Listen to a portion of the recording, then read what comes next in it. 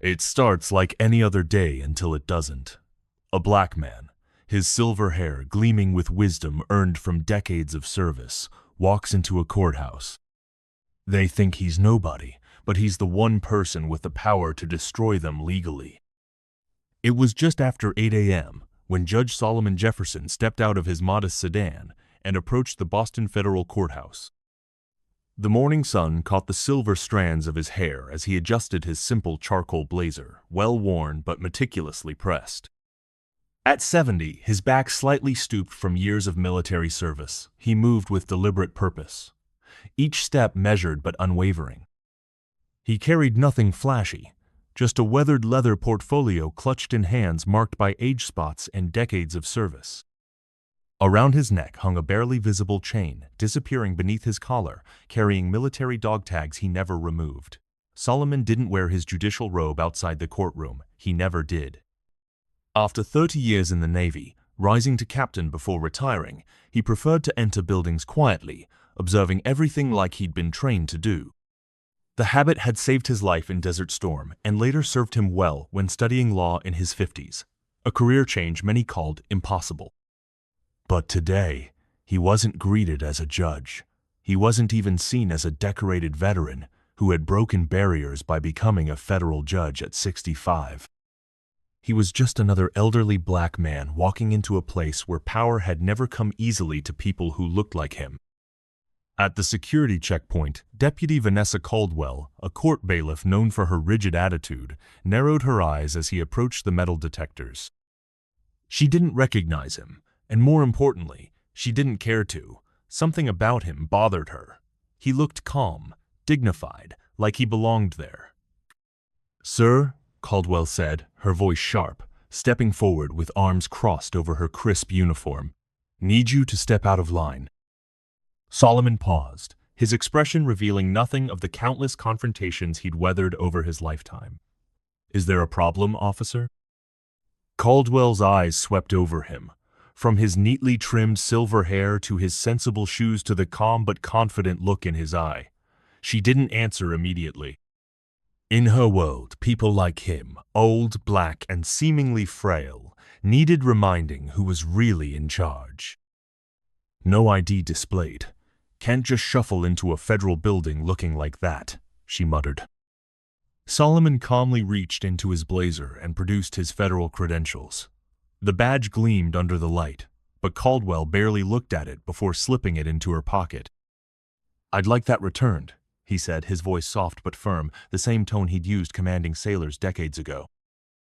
She stepped closer. "Are you in a rush to get somewhere, Grandpa?" The word hit like a slap.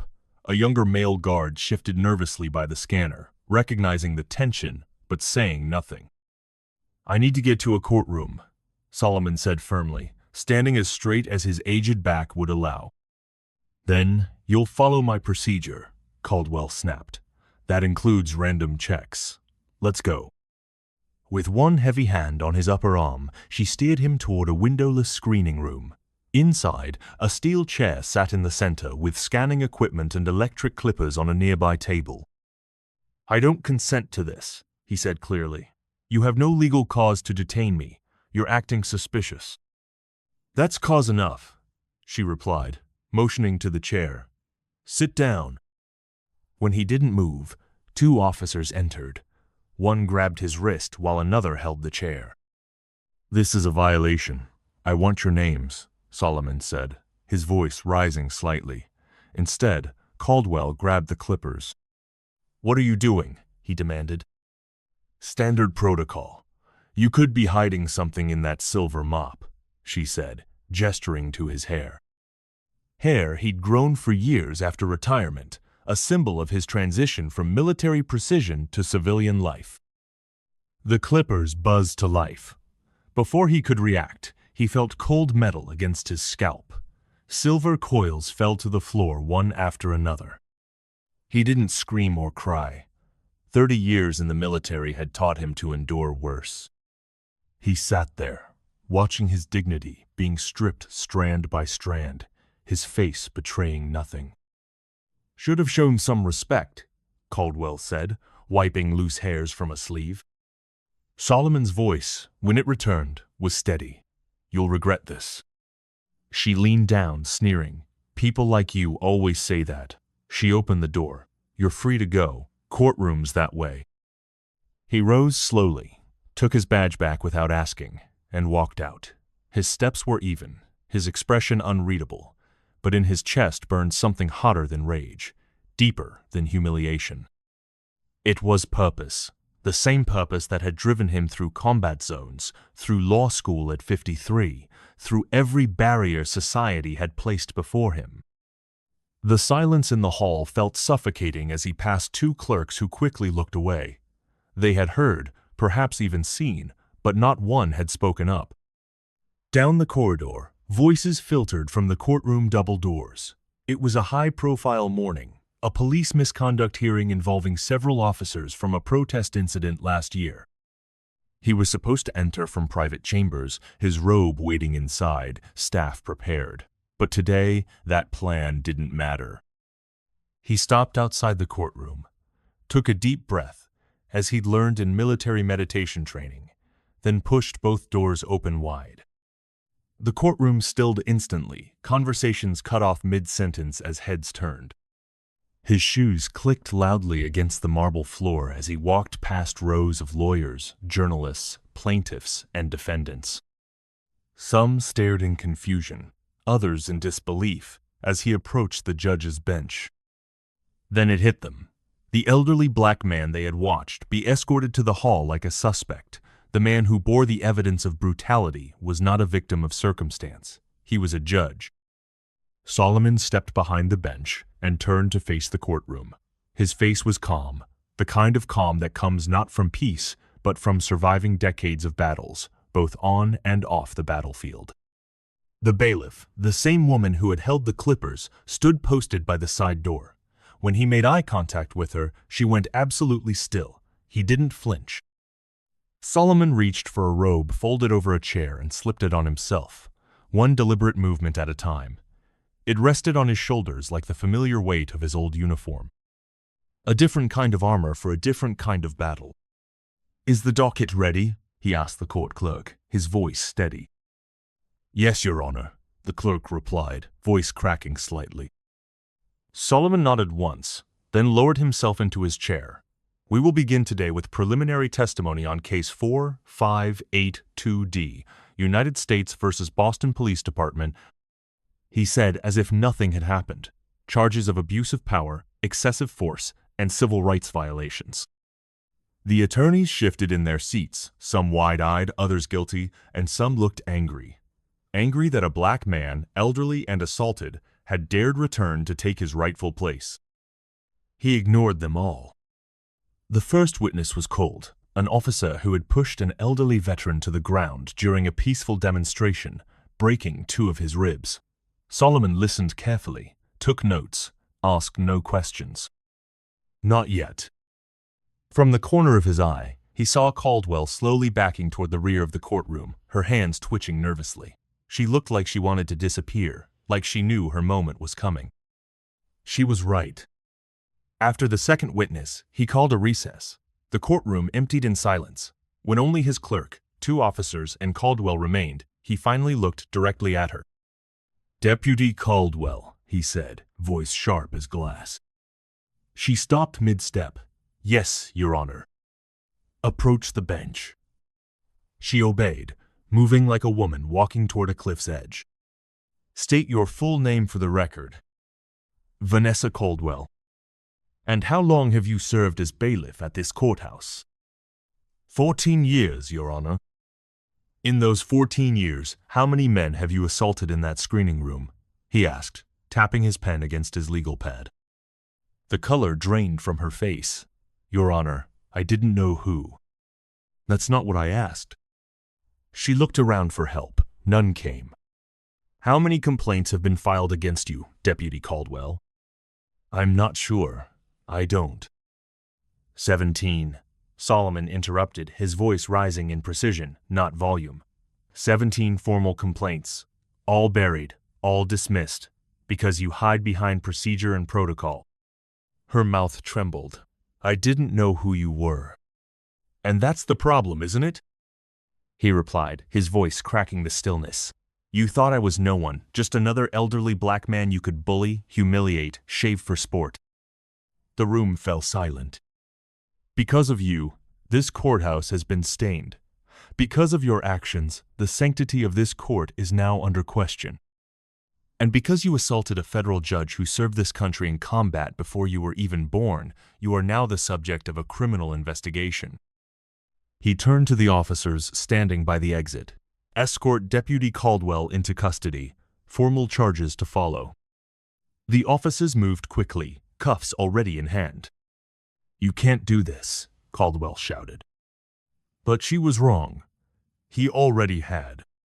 When court resumed, a young intern named Dominic approached during a brief pause.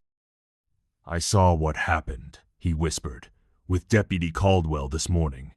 I should have said something. I was scared. Solomon didn't answer right away. He studied the young man's trembling hands. Then he said gently, Thank you for telling me.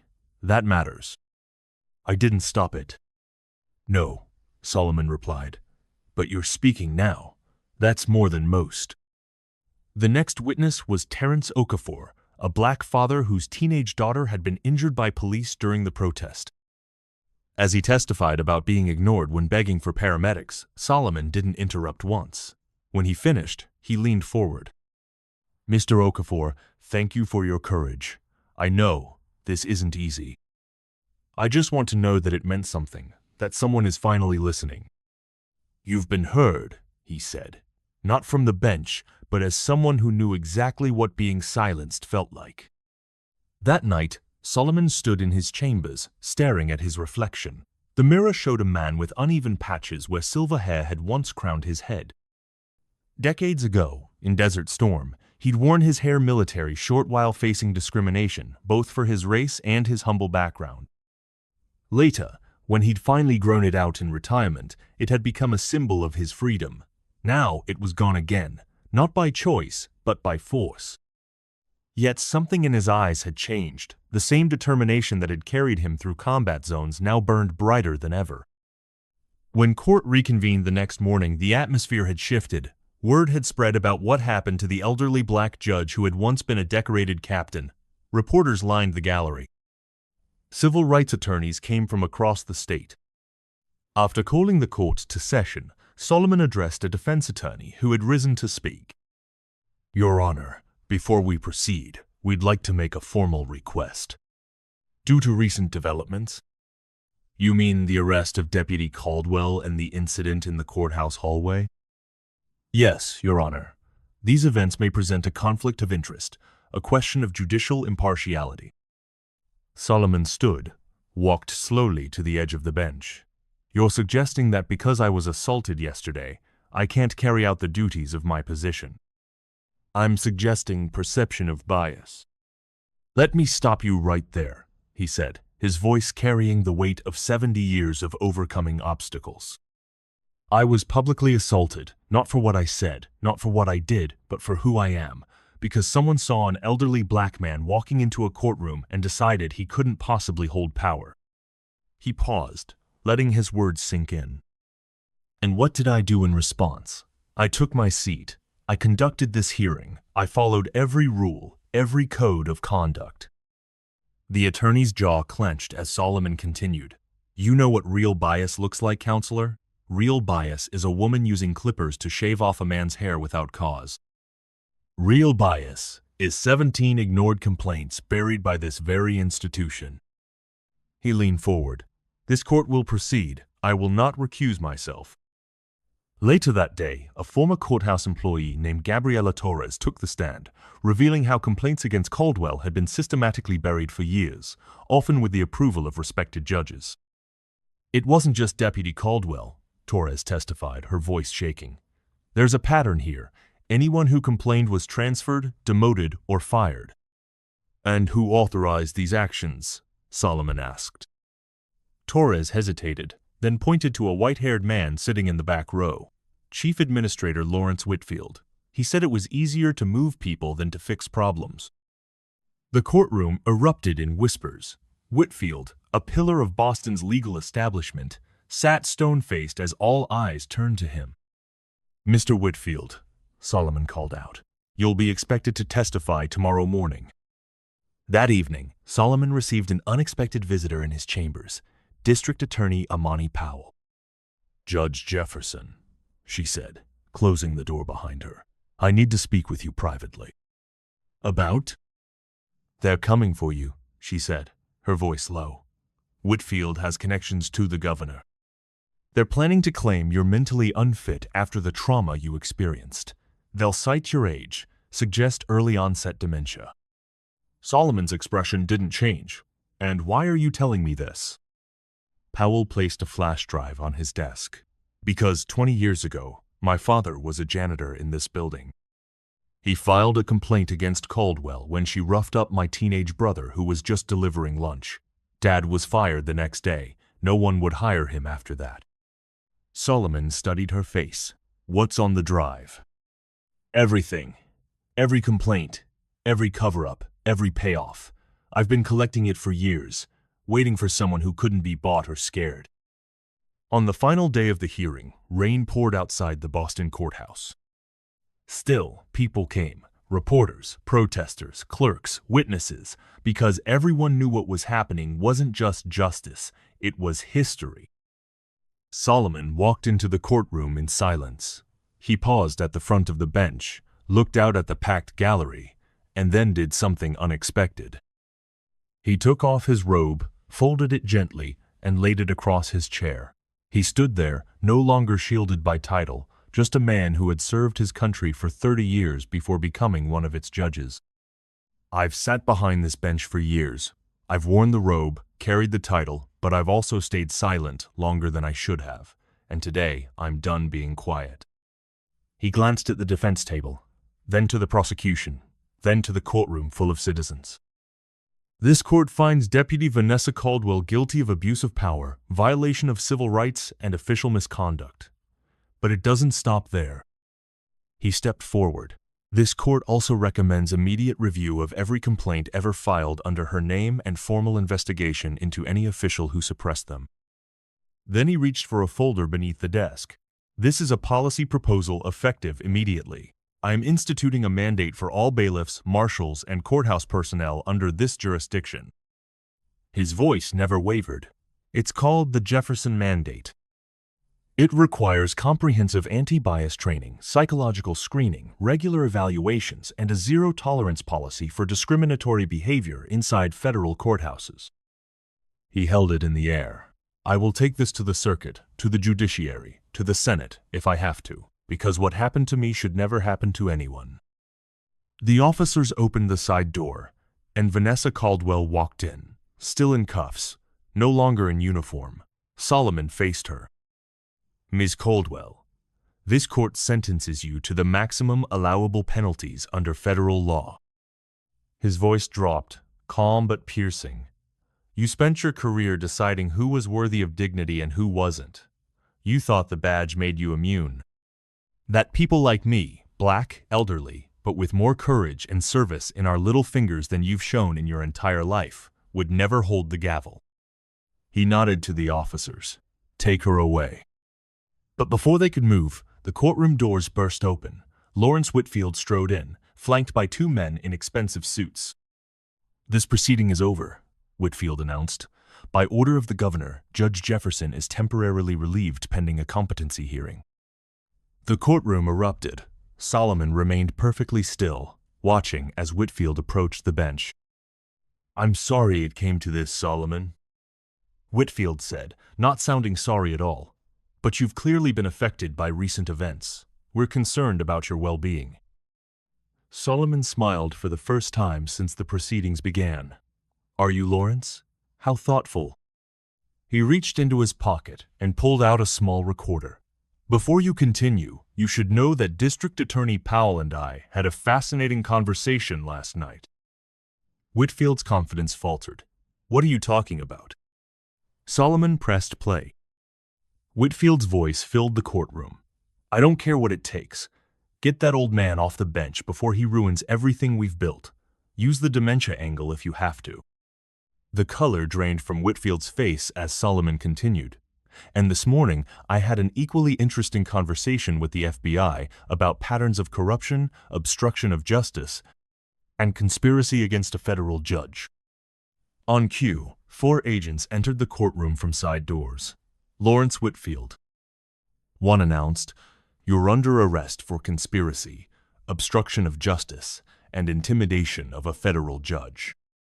As Whitfield was led away in handcuffs, Solomon turned back to the stunned courtroom. "Justice isn't just about punishing the guilty. It's about changing the systems that protect them. Today, we've done both." Months later, Judge Solomon Jefferson stood before a middle school classroom. His hair had begun growing back, silver sprouts covering his scalp. A student asked, "Do you still believe in the system?" He paused. "I don't believe in what the system was, but I believe in what it can become. The system isn't just courthouses and laws, it's people. People who choose to speak up or stay silent. People who abuse power or use it to protect others." He touched his growing hair gently. Sometimes justice requires sacrifice. Sometimes it requires you to stand tall when the world tells you to shrink. But most importantly, it requires you to recognize that no one, no matter how old, no matter what color, is nobody. This story reminds us that justice isn't just about punishment. It's about standing tall when the world tells you to shrink. If this story moved you, if it made you feel seen or heard, please don't keep it to yourself. Share with someone who needs hope and comment below with your thoughts on respect and service. Because justice doesn't end in the courtroom, it begins with us together.